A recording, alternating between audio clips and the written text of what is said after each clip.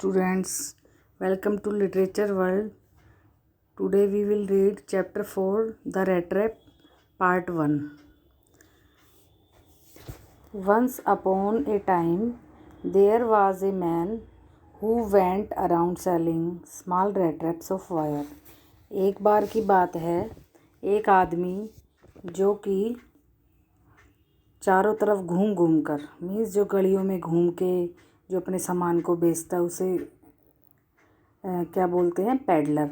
Who went around selling small red traps of wire. वो क्या करता था, घूम घूम के क्या बेचता था, वायर से बनी हुई छोटी छोटी चूहेदानियाँ वो चारों तरफ घूम के बेचा करता था. He made them himself at odd moments from the material he got by begging in the stores और एट द बिग फॉल्स. अब देखिए, ओड टाइम्स क्या होता है, बहुत ही कठिन परिस्थितियाँ, विषम परिस्थितियाँ.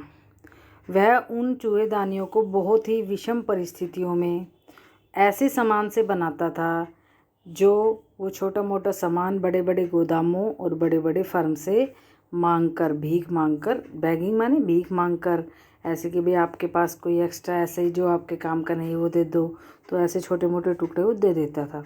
तो वहाँ से लाकर वो उन विषम परिस्थितियों में उस सामान से वो इन छोटी छोटी रेड ट्रैप्स को बनाता था, चूहेदानियों को बनाता था. But even so the business was not especially profitable, so he had to resort to both begging and petty thievery to keep body and soul together. लेकिन वो चाहे कैसे भी मांग मांग के सामान वो अपनी चीज़ों को बनाता था और बेचता था, लेकिन फिर भी उसका जो काम था वो कोई प्रॉफिट उसको नहीं देता था, मतलब कोई लाभ नहीं मिलता था. So he had to resort to both begging and petty thievery. इसलिए उसने क्या करना शुरू किया कि वो मांग के भी लाता था और छोटी मोटी चोरियाँ भी करता था, petty thievery. To keep body and soul together, अपने शरीर और अपनी आत्मा को साथ रखने के लिए, मीन्स जीवित रहने के लिए उसे भीख भी मांगनी पड़ती थी और छोटी मोटी चोरियाँ भी करनी पड़ती थी. इवन सो, यहाँ तक कि हीज़ क्लोथ्स वर इन रैग्स, उसके जो कपड़े थे वो फटे पुराने थे. हिज चीक्स वर संकन, उसके गाल जो है पिचके हुए थे. And hunger ग्लिम्ड in his eyes, और भूख उसके आँखों में चमकती हुई प्रतीत होती थी. नो वन कैन इमेजिन, कोई भी इस बात का अनुमान नहीं लगा सकता, कल्पना नहीं कर सकता. हाउ सैड, कितनी दुखी, एंड मोनोटोनियस माने नीरस, life can appear to such a vagabond होता है आवारा घूमने वाला. Who plods along the road left to his own meditations, कि कोई भी इस बात की कल्पना भी नहीं कर सकता था कि वह जो आवारा व्यक्ति है वो सड़क पर चलता रहता था हिज ओवन मेडिटेशन, अपने ही ख्यालों में खोया हुआ. ऐसा लगता था जैसे थका हुआ चल रहा हो सड़क पे, और उसकी जो जीवन है उसका वो कितना उदास और नीरस हो सकता था, ऐसा हम कल्पना भी नहीं कर सकते थे. But one day this man had fallen into A line of thought, लेकिन एक दिन इस आदमी के दिमाग में एक विचार आया, which really seemed to him entertaining. जो विचार उसके दिमाग में है वो उसे काफ़ी मनोरंजक लग रहा था. He had naturally been thinking of his rat traps, वह किसके बारे में सोच रहा था, नेचुरली स्वाभाविक रूप से अपनी ही चूहेदानियों के बारे में सोच रहा था जिसे वो रोज़ बेचता था. When suddenly he was struck by the idea that the whole world about him, the whole world with its lands and seas, its cities and villages, was nothing but a big rat trap. उसको क्या लगा, क्या विचार आया कि उसके लिए सारा संसार क्या है, ये सारा संसार इसकी भूमि है, इसके समुद्र हैं, इसके शहर और गांव हैं, और ये चूहेदानी के अलावा यह संसार कुछ भी नहीं था. मीन्स ये जो पूरा संसार है ये भी एक चूहेदानी की तरह है. जैसे चूहेदानी में एक चूहे को हम पकड़ते हैं, ऐसे ही संसार रूपी चूहेदानी में हम लोग रैट्स हैं, चूहे हैं, जिन्हें किसी न किसी तरीके से इस संसार रूपी चूहेदानी में फंसा लिया जाता है. It had never existed for any other purpose than to set baits for people. देखिए, इस चूहेदानी का उद्देश्य या इस संसार का उद्देश्य क्या होता है? लोगों के लिए चारा बनाना और उन्हें ललचाना। मीन्स बेट क्या होती है? BAIT, BAIT, ये बेट है। बेट मीन्स चारा। चारा मीन्स ये नहीं कि जो हम पशुओं को खिलाते हैं हम खाते हैं। चारा मीन्स एक लालच होता है। जैसे हम चूहेदानी में चूहे को पकड़ने के लिए पिंजरे में क्या लगाते हैं? चूहेदानी में एक रोटी का टुकड़ा हम लोग अपने घरों में लगाते हैं, तो वो बेट है, वो लालच है। उसके लालच में चूहा फंस जाता है। तो इट हैड नेवर एग्जिस्टेड, संसार ये केवल क्या करता है? फॉर एनी अदर पर्पज़, कि इस संसार का कोई दूसरा पर्पज़ नहीं है। देन किसकी बजाय? To set baits for people, लोगों के लिए चारा दिखाई देता है, लोगों को ये लालच प्रदान करता है ताकि उस संसार रूपी चूहेदानी में लोग आकर फंस जाएं। It offered riches and joys, ये हमें क्या प्रदान करता है? अमीरी, खुशियाँ। शेल्टर एंड फूड, शेल्टर होती शरण माने आश्रय, जहाँ हम रहते हैं। भोजन, हीट एंड क्लोथिंग, ऊष्मा और वस्त्र हमें प्रदान करता है। एग्जैक्टली और ठीक इसी तरह as the rat trap offered cheese and pork, जैसे कि रेड ट्रैप जो है, जो चूहेदानी है, वो क्या ऑफ़र करती है? चूहों के लिए पनीर और सूअर का मांस प्रदान करती है। हालांकि पनीर वगैरह कोई नहीं डालता है चूहेदानियों में, लेकिन यहाँ बताया गया है कि चूहे को पकड़ने के लिए हम मांस का टुकड़ा डालते हैं या फिर पनीर डालते हैं। एग्जैक्टली तो क्या है? हम लोग रोटी का टुकड़ा ही डालते हैं। लेकिन यहाँ बताया गया है जैसे कि चूहे को पकड़ने के लिए हम पनीर और मांस डालते हैं चूहेदानी में, ऐसे ही हम लोगों के लिए संसार में अमीरी, खुशियाँ, भोजन, ये सारी चीज़ें जो हैं हमें लालच दी गई है ताकि हम इस संसार रूपी चूहेदानी में फंस जाएं। And as soon as anyone let himself be tempted to touch the bait, और जैसे ही जितनी जल्दी हो सके, जैसे ही क्या होता है, कोई इस लालच में पड़ता है और इस बेट को टच करता है। बेट मीन्स हमने अभी बताया था, बेट मीन्स वो चारा, वो चीज़, मीन्स वो चीज़ खाने की जिससे हम लालच में आ जाते हैं। तो जैसे ही वो उस बेट को, उस चारे को, उस लालच को टच करता है, it closed in on him, क्या होता है? ये उसके ऊपर गिर जाता है। मीन्स चूहेदानी जो है वो बंद। And then everything came to an end, और फिर सारी चीज़ों का अंत। मीन्स अगर चूहा उस चूहेदानी में रोटी के टुकड़े को देख के लालच में आकर उसको पकड़ने की कोशिश की तो पिंजरा बंद हो जाता है और चूहा उसमें फंस जाता है। इसी प्रकार से इस संसार रूपी चूहेदानी में भी हम लोगों को जो चीज़ें मिली हुई है, हम उनको जैसे ही उस लालच में आते हैं वैसे ही संसार रूपी चूहेदानी में फंस जाते हैं। The world had of course never been very kind to him, so it gave him unwonted joy to think ill of it in this वे।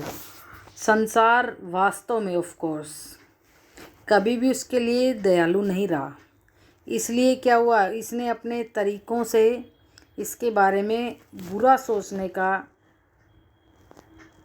असाधारण आनंद लिया। मतलब कि जब आदमी के साथ कुछ अच्छा नहीं हो रहा तो कहीं ना कहीं बुरा भी सोचेगा, और सोचता चला गया। It became a cherished pastime of his during many dreary ploddings to think of people he knew who had let themselves be caught in the dangerous snare and of others who were still circling around the bait। इसमें बहुत अच्छी बात बताई गई है। It became a cherished pastime, उसको जो खाना पीना पोषण जो हुआ उसका, वो उसका बीता हुआ समय बन गया। of his, उसका during many dreary ploddings, उसके जो थके हारे पैरों से वो जो चलता था उस वक्त का, अनेक बार थक जाता था। To think of people he knew, उन लोगों के बारे में सोचना, who had let themselves be caught in the dangerous snare and of others who were still circling around the bait. किन के बारे में सोचता है? जिनको वो जानता है कि जिन्होंने या तो अपने आप को इस खतरनाक डेंजरस स्नेयर, इस खतरनाक फंदे में अपने आप को फंसने दिया, मतलब जो ऑलरेडी फंस चुके, या फिर of others who were still circling around the bait, या फिर वो लोग जो अभी भी उस बेट के, उस चारे के, उस लालच के चारों तरफ चक्कर काट रहे हैं और कभी भी संसार रूपी चूहेदानी में फंस सकते हैं। One day dark evening as he was trudging along the road.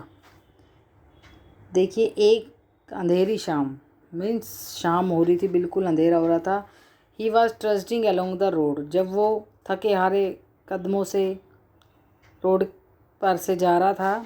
He caught sight of a little grey cottage by the roadside, road की तरफ उसने देखा कि एक उसको ग्रे कॉटेज, एक झोपड़ी, भूरे रंग की झोपड़ी, घर कुछ भी लगा लो आप, दिखाई दी। And he knocked on the door to ask shelter for the night, और उसने दरवाज़ा खटखटाया और शरण लेने की सोची कि भाई क्या मैं आ सकता हूँ, क्या आप मुझे रात को रोक सकते हो, रुकने दे सकते हो। नोर वाज ही रिफ्यूज्ड, उसने बिल्कुल मना नहीं किया। किसने? जिसके घर पे उसने दरवाज़ा खटखटाया था, जो मालिक था घर का, उसने मना नहीं किया।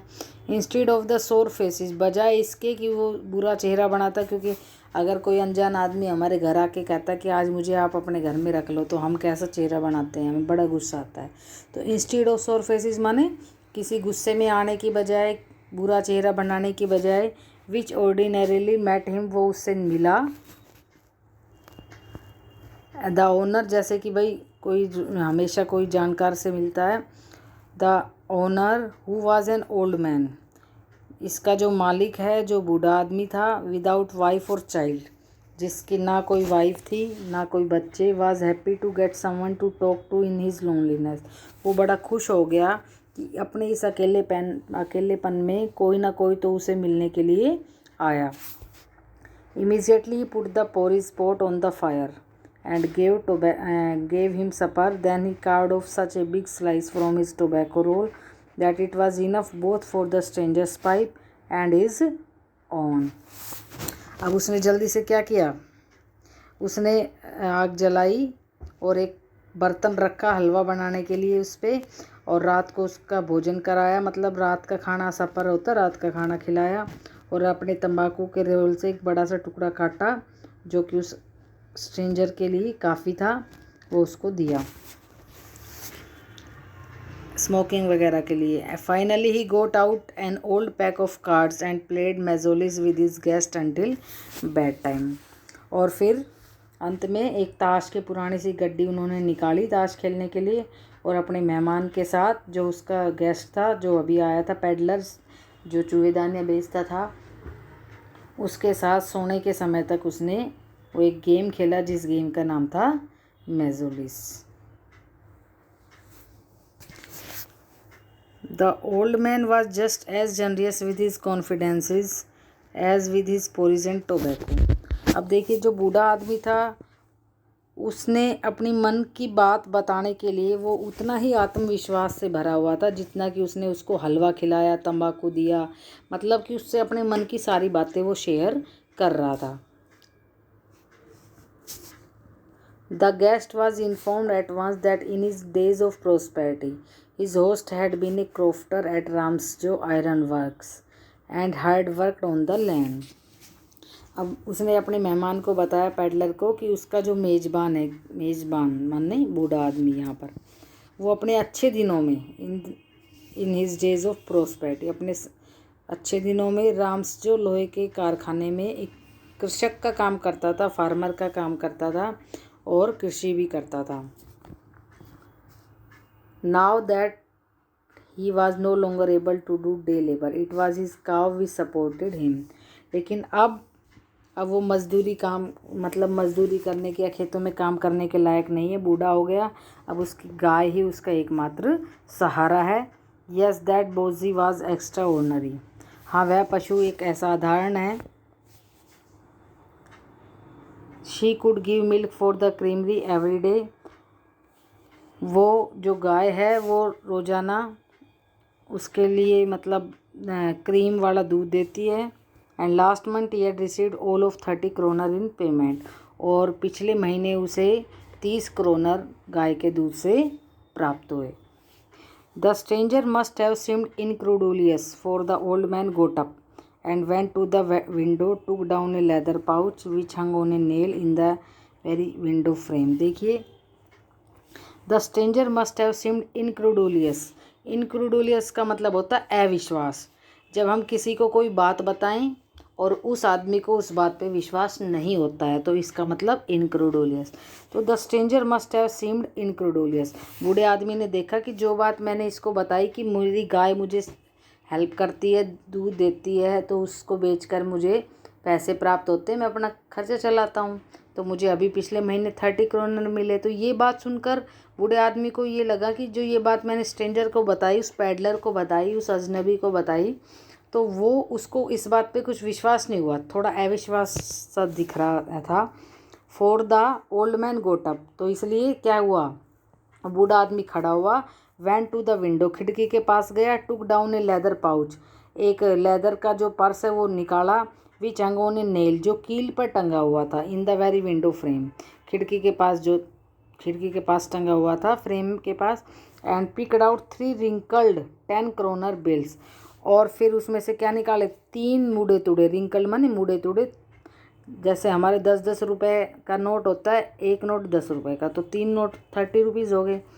ऐसे ही 10 क्रोनर बिल्स, 3 मुड़े तुड़े हुए उसने नोट निकाले जिसमें 3 नोट थे, जिसमें 10 एक नोट 10 क्रोनर का था। मीन्स 30 क्रोनर हो गए 3 में, 10 करके।